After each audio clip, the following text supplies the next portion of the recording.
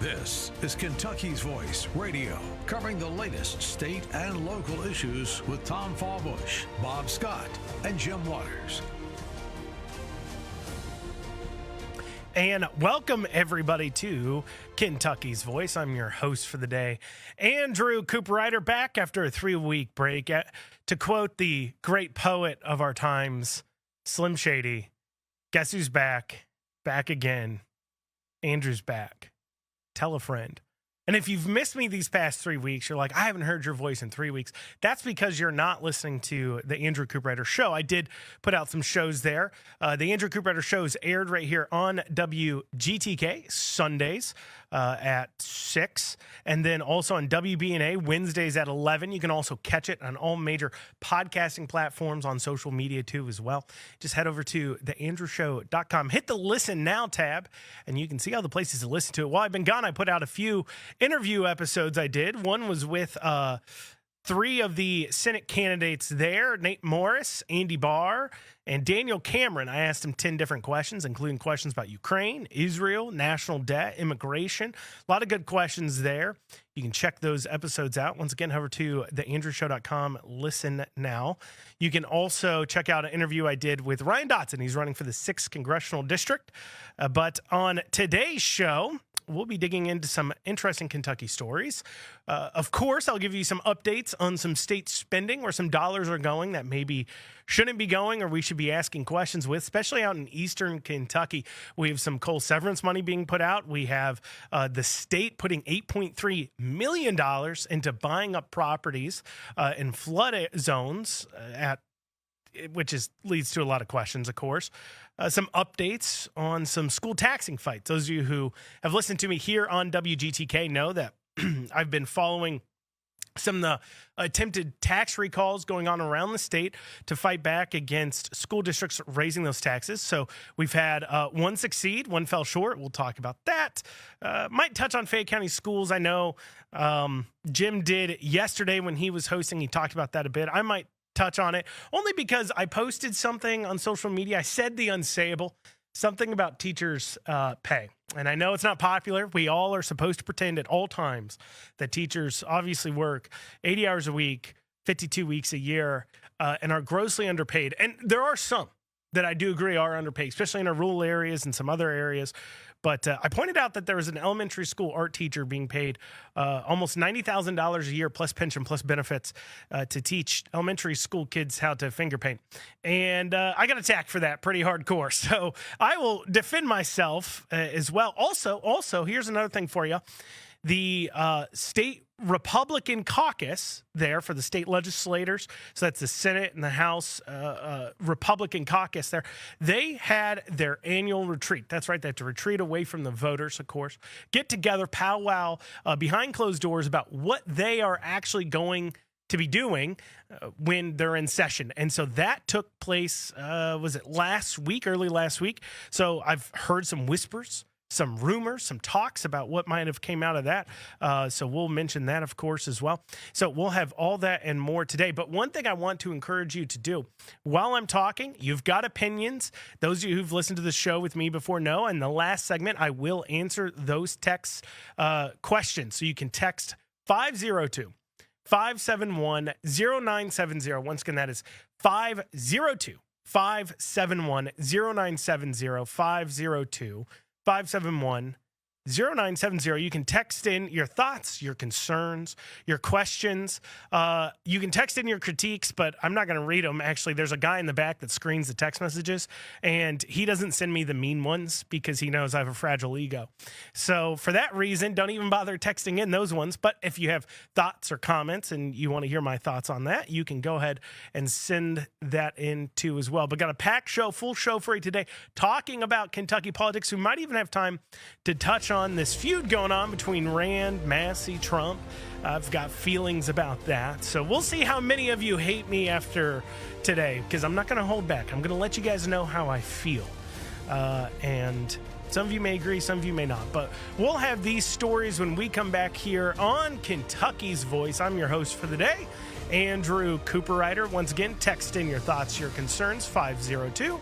571-0970. We'll see you in a second. Now, back to Kentucky's Voice Radio, online at kyvoice.org. And welcome back to Kentucky's Voice, your host for the day, Andrew Cooperrider. So before I start off, we're obviously coming into the holiday season. And what do you get that person that you have no idea of what else they would want? Well, of course, you get them what anybody would, which is a gift card. That's a common gift. If you're a grandparent, maybe you buy a gift card for your kid. Well, one of those things that you may want to buy a gift card to includes places like Malibu Jack's. That's a place where you might want to buy a gift card to. Parlor Pizza, 5 Iron Golf, Louisville. Now, what if you could spend $50 and only spend $50 and be able to give a $100 gift card? That would make you the hero of the season, wouldn't it? Well, that's what you can do. If you head over to shoppingkentuckiana.com, once again, that's shoppingkentuckiana.com, you can buy gift cards at half price. Sounds pretty good deal to me. We're trying to make every dollar stretch during the holiday season. You're sitting down, you're doing that budget. You say, oh man, I've got 100 grandkids. How do I make it work? Well, you can simply spend $50 and get yourself $100 gift cards, or $20, get a $40 gift card. You don't have to spend $50, but get half price gift cards to places like Malibu Jack's, Parlor Pizza, 5 Iron Golf, Louisville by visiting shoppingkentuckiana.com. So I just wanted to give you guys some shopping advice there. Now, digging into it today, obviously, I make some posts on my social media from time to time, and those of you who follow me, and you can check out KY Cooperrider on X, or just search Andrew Cooperrider on Facebook. You can check out my socials there. But those of you who follow me know I, on a regular basis, am calling out government spending. And one of the things that drives me crazy, because I am a conservative, it used to be a part of the Republican Party platform when it was a very lengthy platform. Obviously, with the Trump, it shortened it up a bit, but this idea is still in there. That is not the role of government to be picking and choosing winners and losers. Essentially, it's not the role of government to sit there and say your business should succeed and yours should not. And one of the ways that I see government doing this so often is when they give handouts, dollar bill handouts to private companies, whether it's large corporations. And, you know, we've talked about how the Kentucky government here gave $410 million to Ford to build the battery plant. That's like cash money to build the battery plant in Glendale battery plant, the Blue Oval SK factory. $300 million of that or so was forgivable loans, and then they gave them free training programs and free land and free property and just a lot of free stuff, right? And I'm sure if you're like me, you wish you too could get $300 million for your business. But that's why government shouldn't be picking and choosing winners and losers, because we also see that when you look at investments you make, such as into electric vehicles, that has a pretty shaky ground. And it's best to allow the market to decide what's a good investment and what's not. Other ways we've seen them giving away money, and I've called this out, is helping out, quote unquote, small businesses. One of the things I've called out here, this happened about 2 months ago, was the state of Kentucky spending $1 million to buy distillery equipment for a for-profit bourbon distillery company to open up in Bourbon County, Kentucky, in Paris, Kentucky. Obviously, the government shouldn't be in the business of distilling liquor. That is obviously a private industry, but also at a time where we see so many bourbon distilleries going belly up. I believe we've seen 3 or 4 filing for bankruptcy just here in Kentucky. We've seen stock prices down on Jack Daniels, which isn't made in Kentucky, but its parent company is based here in Louisville, of course. We've seen that going down. Maybe it's not the best time to be investing in distilling, but obviously our state went ahead and spent $1 million on distilling equipment for a private company. I noticed, too, one of the other things I saw come across was $20,000 meant for a apparel company called Appalachian Apparel. And this kind of caught my eye because it was just literally cash for essentially a random small business to purchase T-shirt manufacturing equipment, which I'm sure there's a lot of people out there that love to get in the t-shirt business, and they just had a free 20 grand to buy equipment with. They would also get into it. I don't begrudge the company for taking advantage of it. I mean, you got to get it when you get it. Get yours. Like many of you know, I'm a small business owner myself. And look, if the state's just going to be handing out cash, I mean, who am I to say no? You can say that's hypocritical, but whatever. I'm the one getting cash from the government. No, I'm mostly kidding. I'm not kidding at all. I'd totally take the money. But the point is that it's more about the fact that the government shouldn't be picking and choosing who to give this money to. And so they decided to give 20 grand to this apparel company. Now, the thing that was interesting about Appalachian Apparel Company, LLC, which is who in the government contract there it was supposed to go to, that company doesn't exist in Kentucky.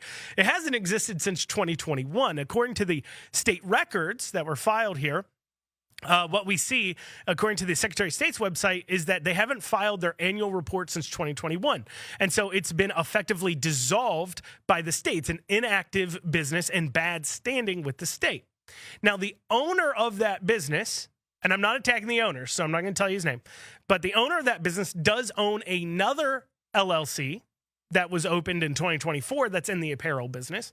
If I had to guess, that's probably the business he's actually operating under. So he's probably not doing anything illegal. He's just operating under this different business. However, for some reason, despite there not being a DBA saying I'm doing business as an Appalachian Apparel Company, LLC, the state was giving money to this company that doesn't exist anymore.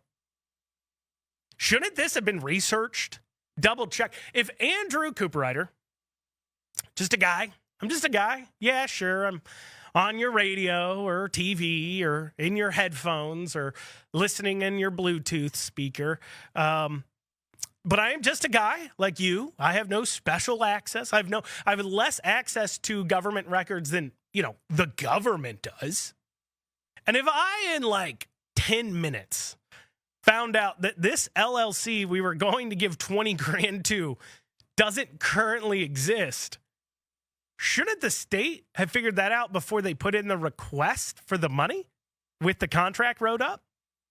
Now, the owner of the business did chime in and he said, look, we are still active. As I said, he's probably active under the other business. And he said, we decided not to take the money because of all the politics involved.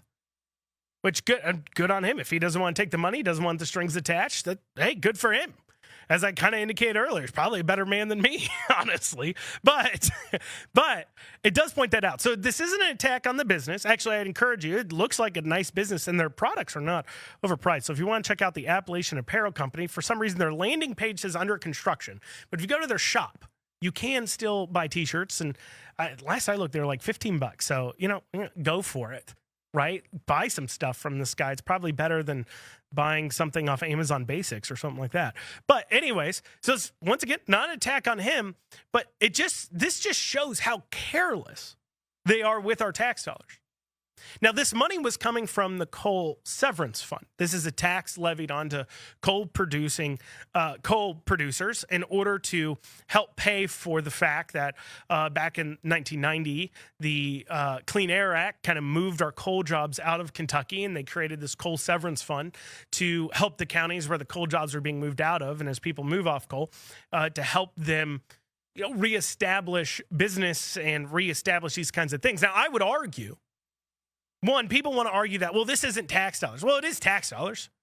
You're paying for it one way or another. I mean, the government doesn't produce anything. They tax somebody. And in this case, they're taxing coal-producing companies, which in turn means your energy costs are more. So it's all kind of bundled into your energy bill. If you're getting coal-fired from Kentucky Coal, and many of us are here in Kentucky, so if you're getting power from a coal-fired plant from Kentucky Coal here in Kentucky, you are paying for this fund. I pay it. I'm in a coal-fired area getting coal-fired power. And so therefore, in my bill, it's higher because of this tax. So to claim somehow that, well, this isn't really tax money. This is just random money that, where'd it come from? The sky? Did a stork deliver it like it delivers new babies? Did a stork show up with sacks of cash in a little sack under its beak and just hand it to Kentucky and say, now please spend this on apparel equipment? Of course not.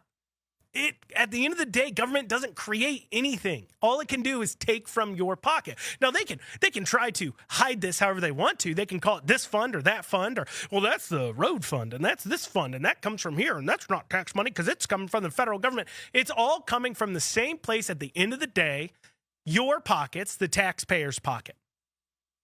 And it also encourages, once again, picking and choosing winners and losers. So how should we be spending this money? Well, I tell you what. Maybe instead of giving out 20 grand here or there based upon whatever parameters they're making up at the time, what if we took that money, invested it into infrastructure so that way all businesses in the area can survive better? Better roads, better power, better utilities, I don't know, better internet, better all these other things that can facilitate all businesses having an equal opportunity to succeed in these areas. I understand you took away a industry from there, and that was a problem created by the government. But perhaps those funds that you're now putting together to fix that should go towards elevating everyone and not just a select few. Well, if you've got comments, questions, you can text 502-571-0970. We'll be back in a few short minutes. Are you ready to stand for truth? Kentucky is at a crossroads, and we need voices that won't back down. This is your moment to rise, speak up, and be part of a movement that's changing the narrative in the Commonwealth. Kentucky's Voice is calling on bold citizen journalists, fearless editors, and those unafraid to speak truth in the public square. Volunteer, intern, contribute. Scan the QR code or visit kyvoice.org to join the fight. This is more than media. This is your moment. You are Kentucky's voice.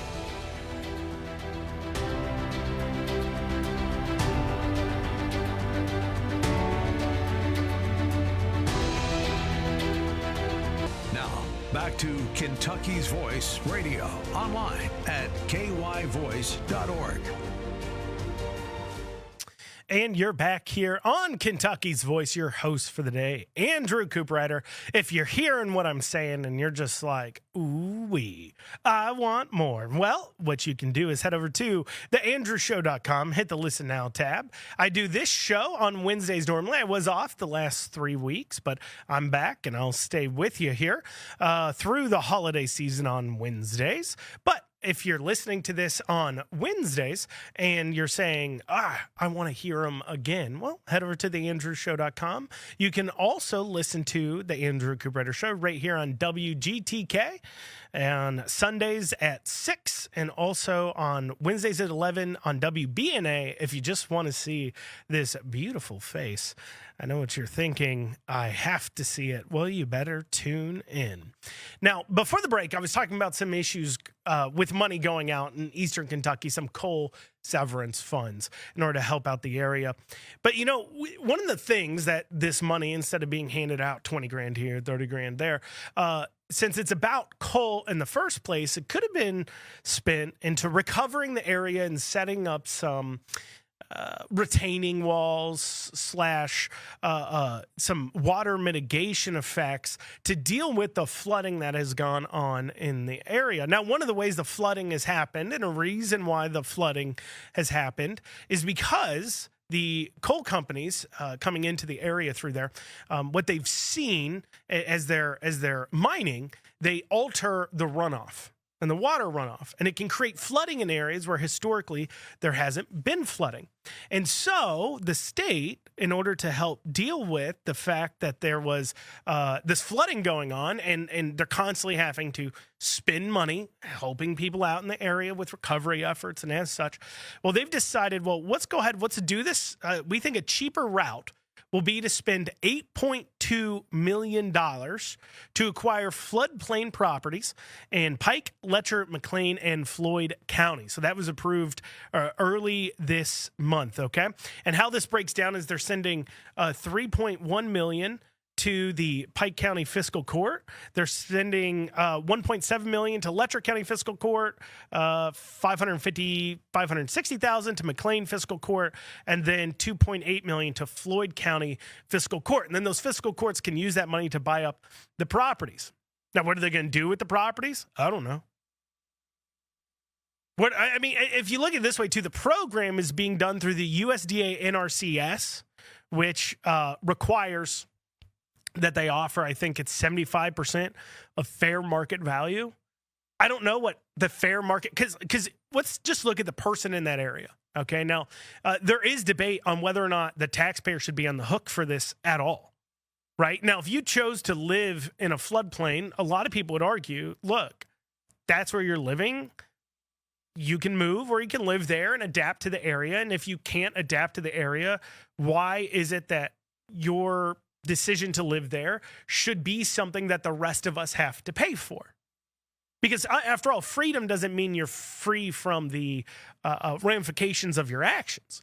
However, if this has been caused by the coal companies and their mining, creating this runoff, which is now flooding areas that priorly wouldn't flood, wouldn't the coal companies be the one on the hook to fix the area? Shouldn't that be what the coal severance fund is going to, instead of buying T-shirt manufacturing equipment or distillery equipment or anything else for small businesses in the area? Shouldn't be going to those kinds of infrastructure products.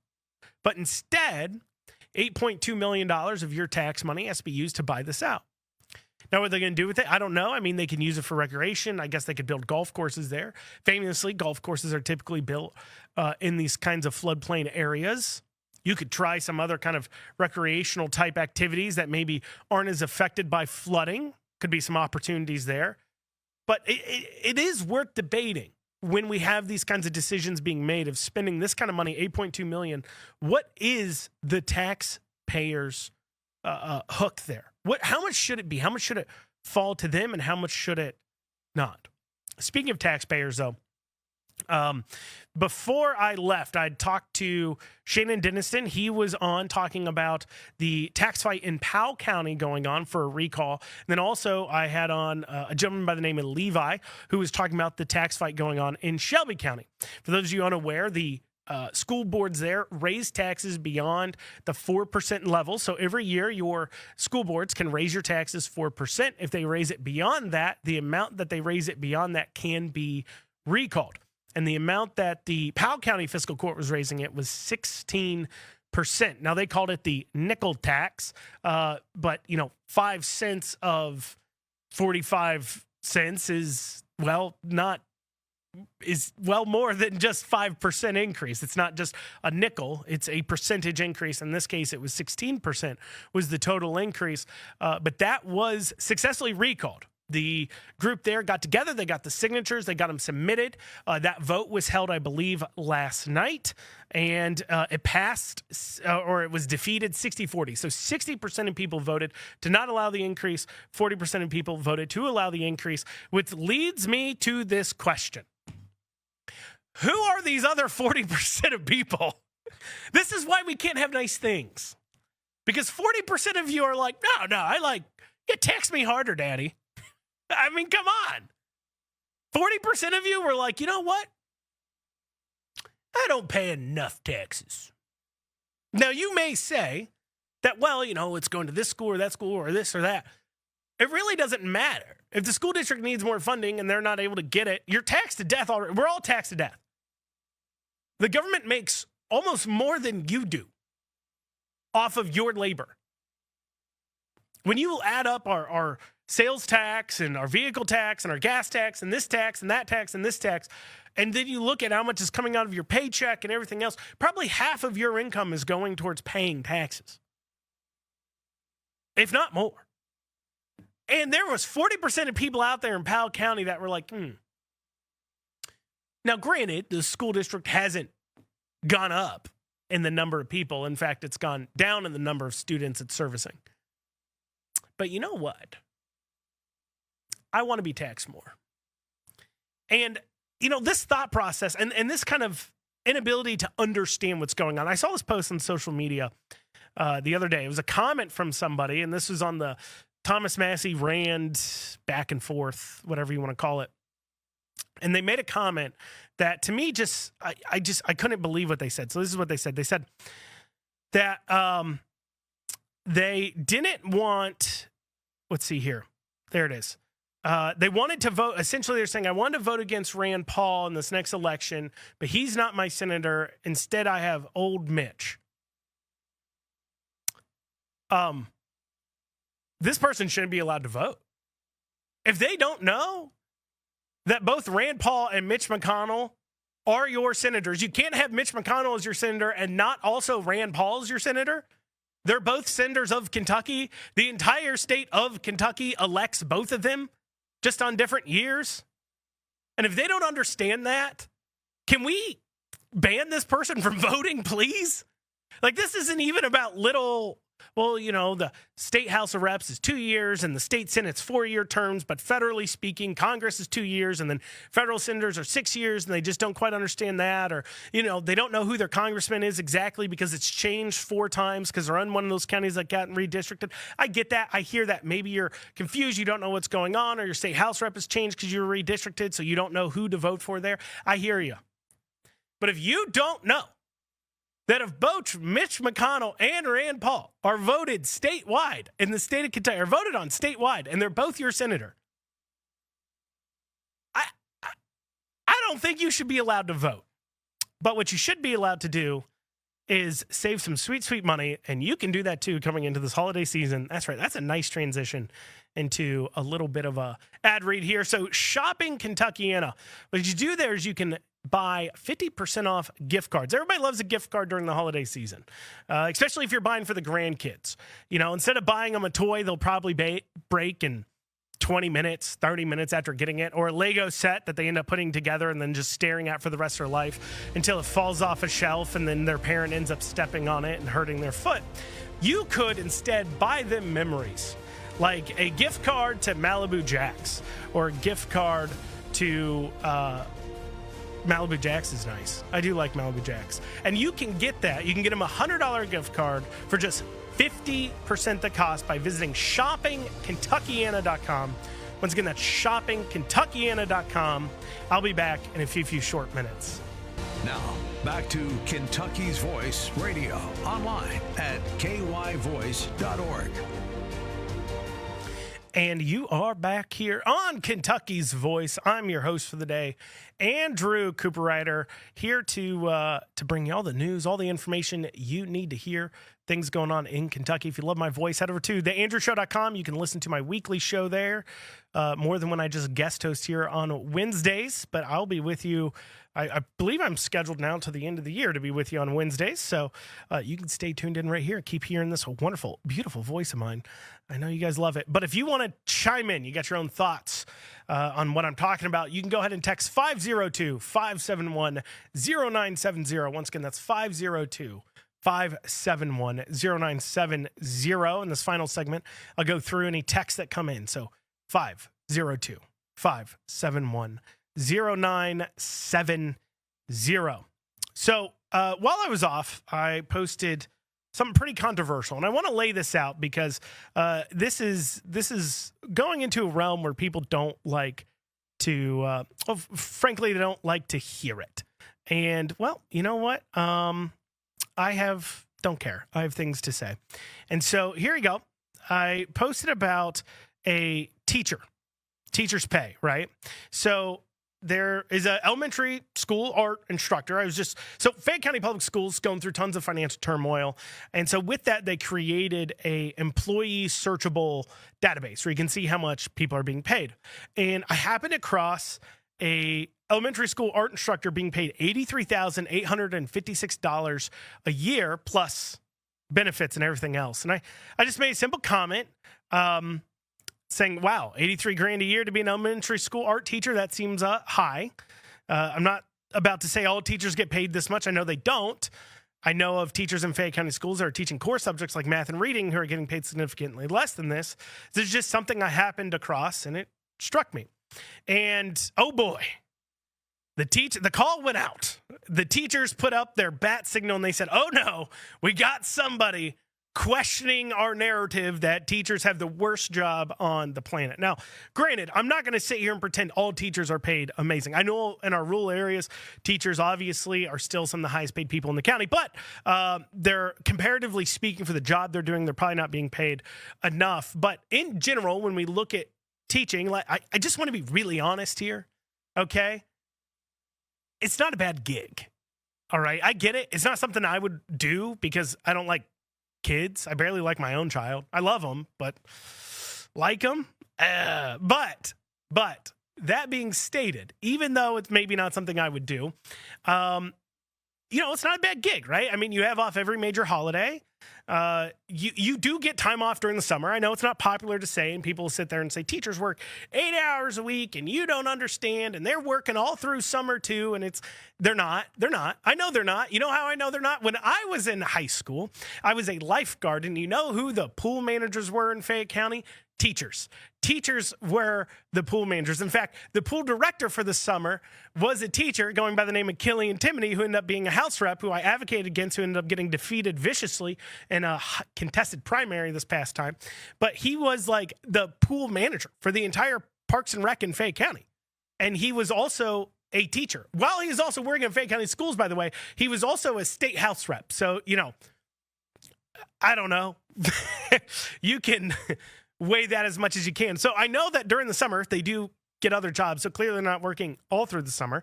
And they have off 2 weeks, Thanksgiving, Christmas. There's a lot of businesses, a lot of jobs you work that you don't have that. And I'm not going to say teachers don't work hard. I'm not saying that at all. What I am saying, though, is that if we compare the amount of hours they work to like an average Kentuckian on salary over the course of a year, they do work less. And on average, teachers are paid around $55K a year here in Kentucky. I'm not saying they're paid necessarily even high. I'm just saying that this adage that they have to be paid more and more and more and more, I don't necessarily as much buy into. But that's okay. You can disagree with me there, and I'm sure a lot of you do. But one of the things that people kept commenting when I brought this up was that, well, that's because this person has a master's. You go to school for 6-7 years and get a master's degree and then work this place and that place, and they don't come by that money easy. And there's first off, if we have a system in place that you need a master's degree to teach kindergartners how to finger paint, what is going on here?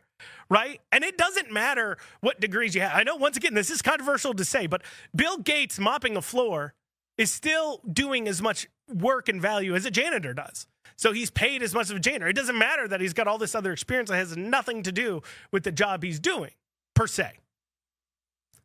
But also, once again, why do you need masters for that? Also, let's bring this up. And I know you're going to hate me saying this, but let's challenge the idea that you really even need it is bonkers to me. It's absolutely crazy to me that you need a 4-year degree or a master's to a general degrees to teach. First, let's recognize that all of us agree that every parent, whether you realize or not, what you're saying is every parent is capable of teaching a kid how to read, a kid how to do math, a kid how to do this. One way of homeschooling that people are allowed to do. Also, time and time again, we talk about how parents need to be working more with their kids, teaching them to read and everything else, especially in elementary school education. Now, granted, when you get into high school and you're talking about advanced physics and things like that, you probably, and I'll return to that in a second, you should probably have some higher degrees there, but I'll get to that. But for your general teaching a couple of kids, we all agree we have the ability to do. But some do it better, some don't. So now we're talking about teaching 20 kids. And granted, I agree, there are things you need to learn. But could that be a 2-year certificate? Does it have to be a master's degree? Because if we didn't require the master's degree, we wouldn't have to pay teachers $100,000 a year. Just something to think about. Just plugging that out there just for you to munch on. Also, it's not even important. Okay, here's another thing. Okay, for those of you that are like, no, you have to have this degree in education to teach your kids. What are you talking about? Okay, do you know that if you just have a bachelor's degree in literally anything, it could be in dance theory, lesbian feminism, it could be in art, it could be in history, It could be a 4-year degree in music. You are now qualified in all of our school districts across this entire state to be a substitute teacher, sometimes for months on end if somebody's on maternity leave. You're now qualified for months on end to teach any subject. Any subject. You're allowed to teach with just a general 4-year degree in anything as a substitute. And sometimes, like I said, you're subbing for months on end sometimes. So are we selling those kids short? Are we acknowledging that kids are sold short when a teacher goes on maternity leave for 8-9 months? Or are we acknowledging that, you know what? You can kind of learn how to teach these kids through an apprenticeship programs, 2-year certifications, everything else. And if it didn't cost so much to become a teacher, we'd probably have more teachers. Because they want to talk about these teacher shortages happening in all these different places. We'd probably have more.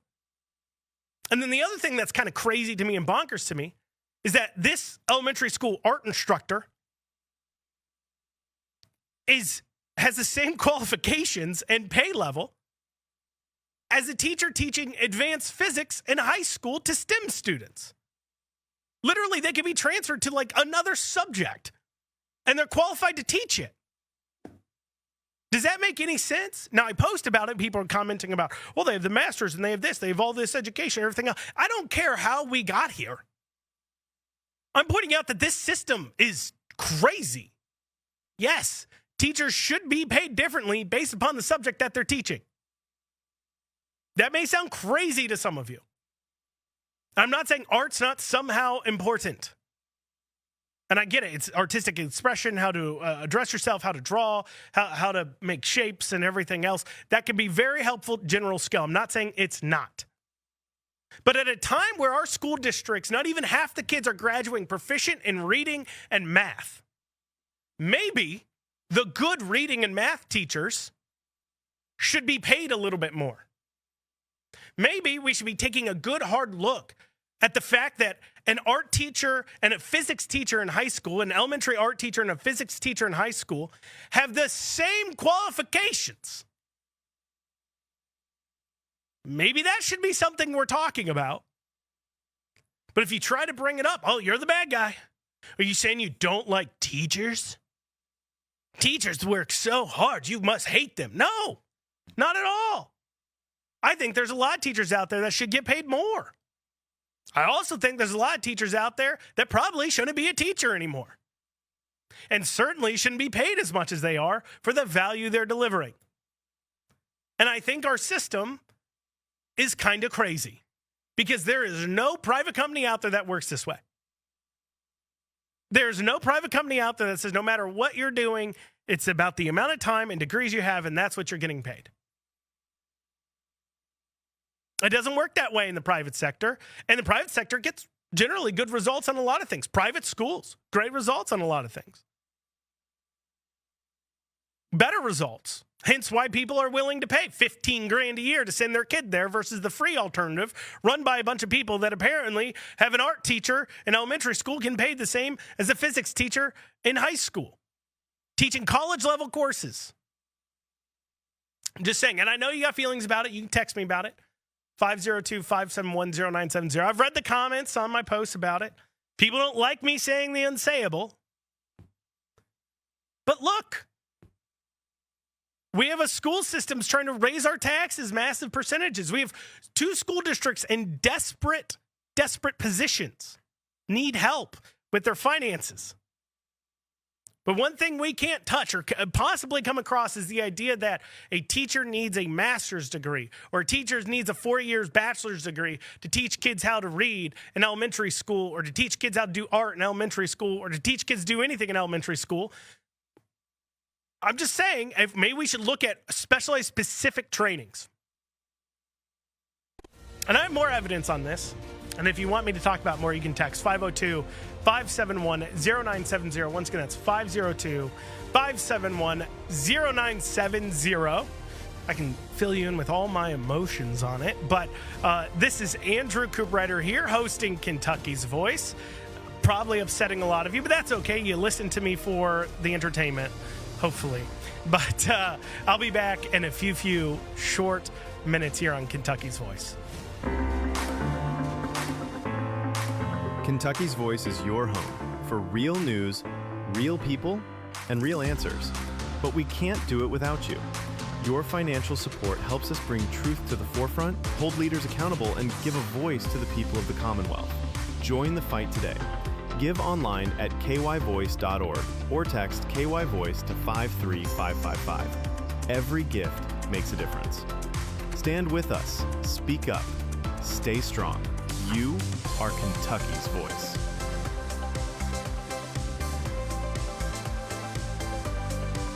Now, back to Kentucky's Voice Radio, online at kyvoice.org. And you are back here on Kentucky's Voice. Andrew Cooperrider, your host. We've got a few messages coming in we'll get to here in a second. If you want to get yours in real quick, you can text 502-571-0970, 502-571-0970 with your thoughts on the show. But while you're getting those in, I want to tell you about some Christmas deals you can use now. If your Christmas list is long and your budget feels short, we've got you covered over here. ShoppingKentuckiana.com has half-price deals that make everyone happy. You can grab $100 gift certificates for $50, $40 ones for $20, and use them right now. From pizza nights to mini golf to family adventures, there's something for everyone. It's the perfect way to give a meaningful gift, support local businesses, and keep some cash in your pocket. So before you spend full price anywhere else, check out ShoppingKentuckiana.com and find your half-priced holiday favorites today. We have Malibu Jacks near where I live. I like that. I like that place. I keep going back to it. I think it's fun. They added in a bar too, so the kids are driving you a little crazy. Anyway, so I'm live on the air. I forgot. Inner thoughts leaking out. Anyways, so obviously talking about the teachers did bring up a few things here. One of the things was they said if teachers don't have advanced degrees, the college scam would be in jeopardy. I think that's exactly right. I was going to get into this if people brought it up, and I don't know. I guess this gives me an opportunity to get into it. So my son didn't learn to read from any of the certified 4-year, 6-year degree teachers in public schools. My son went to public schools from kindergarten to 3rd or 4th grade. He then switched over. He homeschooled for 1 year during COVID, and then he switched over to going to a private Christian school. And he was struggling with reading that entire time. And keep in mind, he's in public schools, everything else. And it wasn't until he went to private school that one of the teachers there said, "Hey, your son might have dyslexia. Let's suggest a tutor." And so a tutor who took a 3-month certification course in a dyslexia tutoring program. He's been going to her for about 1.5 years or so now, 2 years. He's now reading at grade level, above grade level. He can actually read and write. And I was shocked by the turnaround here. And it took not a public school teacher with their required degrees, but it took a private school teacher that probably didn't have her master's to recognize he has dyslexia. And then the person who actually taught him to read was somebody with a 3-month certification. A 3-month certification did better than 4 or 5 years in public schools. So yeah, maybe requiring all these degrees to teach kids to read isn't as necessary as, some may say it is. I'm just throwing that out there. Here's the other thing here. We got Andrew. We still don't understand education is a privilege, not a right. And teachers' unions are the worst thing ever. First off, yeah, it's interesting when we talk about teaching is a privilege, not a right. Now, definitionally speaking, I agree with you because you cannot have a right to something provided by somebody else, right? So I have a right to liberty, property, the pursuit of happiness, but I have a right to purchase that property and to own that property. I do not have a right to property in the sense that if I don't own a piece of property, I can just walk up and say, that property's mine, I'm taking it from you. In the same way, healthcare can't be a right because you have to get it from a doctor. If you have to get your education from somebody else, because last I checked, in this country, slavery's been outlawed for a long time. We actually fought a war over it. But because slavery is outlawed, you can't demand something from somebody else. that requires somebody else's work and then call it a right. You can't do it. However, it is in our state constitution that the state has to fund a system of common schools. Also said teachers' unions are the worst.